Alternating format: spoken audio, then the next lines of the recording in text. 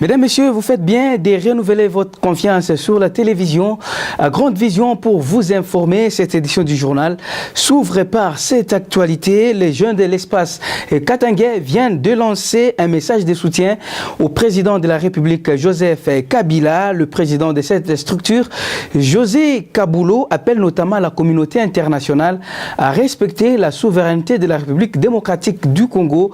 Je vous propose de le suivre au micro d'Esther Diour et Basile Bilali. Message de soutien au chef de l'État, Joseph Kabila Kabange. Après avoir sensibilisé, travaillé de bouche à l'oreille, nous, la jeunesse de l'espace katangais, base naturelle du chef de l'État, déclarons ce qui suit. 1. La jeunesse de l'espace katangais n'est pas un peuple naïf. Aux hommes de Dieu qui prêchent la haine, nous leur disons de cesser avec leurs conneries. 2. Tous ceux qui continueront à vilipender le nom du chef de l'État trouveront la jeunesse de l'espace katangais sur le chemin. Trop, c'est trop. 3.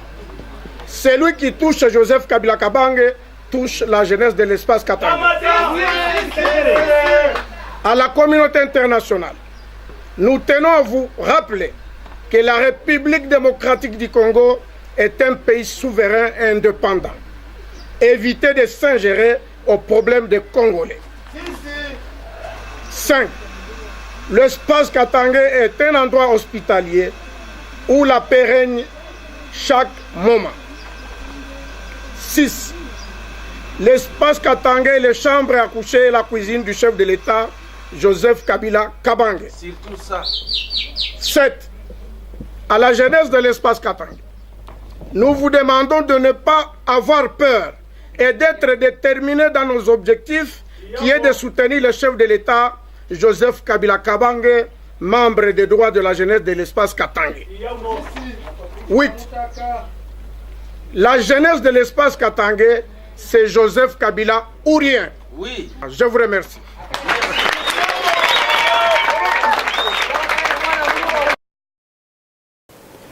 Et puis, double cérémonie de collation des grades et clôture de l'année académique à l'université de Kisangani, samedi 29 juillet 2017. Une année où les activités se sont déroulées sans interruption et dans un climat de calme. Plus de 400 lauréats ont été déversés sur le marché de l'emploi. Ceux de premier et deuxième cycle, nous dit Laurent Kangissa depuis Kisangani. L'université de Kisangani vient de déverser sur le marché de l'emploi 132 gradués et 293 licenciés et médecins, dont ses 3 premiers géologues et 1 licencié en pharmacie. Ces derniers est d'ores et déjà engagés comme assistant à la faculté de médecine et de pharmacie, a annoncé le recteur de l'université de Kisangani lors de son discours de politique générale. Une année qui se clôture, selon ces derniers, dans un climat globalement calme malgré les manifestations à répétition des barricades de la voie publique par des étudiants internes et en cas de coupure du courant dans les homes. Sur le plan académique, le secrétaire général note une certaine croissance de l'effectif des étudiants des 3e cycle, avec comme conséquence la croissance de la production scientifique. Notez, cette année, l'université de Kisangani a enregistré plus de 620 étudiants des 3e cycle, parmi lesquels plusieurs venus d'autres institutions du pays. Elle a produit 13 diplômés d'études supérieures et spécialistes en médecine et 15 docteurs à thèse. 14 ouvrages ont été publiés et 44 articles publiés dans les revues internationales. À ce sujet, l'université de Kisangani vient d'obtenir les numéros de reconnaissance internationale ISSN pour ces 2 revues. Des professeurs étrangers viennent d'intégrer l'équipe de publication de ces revues, a annoncé le recteur de l'UNIKIS. Toujours dans cette optique, l'université de Kisangani est en processus de sa reconnaissance internationale. Elle a subi récemment l'évaluation des experts de l'Union africaine dans le cadre du mécanisme africain d'évaluation de la qualité aux côtés de 14 autres universités africaines. Kisangani, Laurent Kangissa pour Radio-Télévision Héritage. Et pendant ces temps, dans le Haut-Katanga, les institutions d'enseignement supérieur sont dans la fièvre de la clôture de l'année académique et collation des grades académiques prévus pour ce lundi 31 juillet 2017, sauf imprévu. C'est le constat fait samedi 29 juillet à l'université de Lubumbashi et dans certains instituts supérieurs de Lubumbashi par Michel Nkongolo Dioramoya. Pas de repos pour les ouvriers de l'université de Lubumbashi à quelques heures de la grande messe de la clôture de l'année académique 2016-2017. L'amphithéâtre reçoit quelques retouches avant la cérémonie proprement dite de la collation des grades académiques. Cette collation des grades académiques intervient ce lundi 31 juillet dans toutes les institutions d'enseignement supérieur. Quelques-unes ont été visitées ce samedi. Elles sont prêtes, comme ici, à l'université pédagogique du Katanga. À l'UPK, tout a été bien respecté, ça veut dire le calendrier académique a été très bien respecté. Il y a eu un horaire, ça veut dire qu'il y a eu un début de cours, il y en a eu aussi une fin, les étudiants sont allés aux différentes séances d'examen semestriels. Aujourd'hui, nous sommes fin prêts, nous sommes passés par les défenses, vous étiez là dernièrement. Alors, les défenses et toutes les codes, ce qui s'appelle moyen examen, réunis, ça fait une délibération. Nous avons déjà même délibéré. Quelques petites délibérations d'appel recours sont en train d'être effectuées. Même constat à l'université Liberté ex-UPEL. Le secrétaire général administratif rassure. Ici chez nous, nous sommes déjà préparés.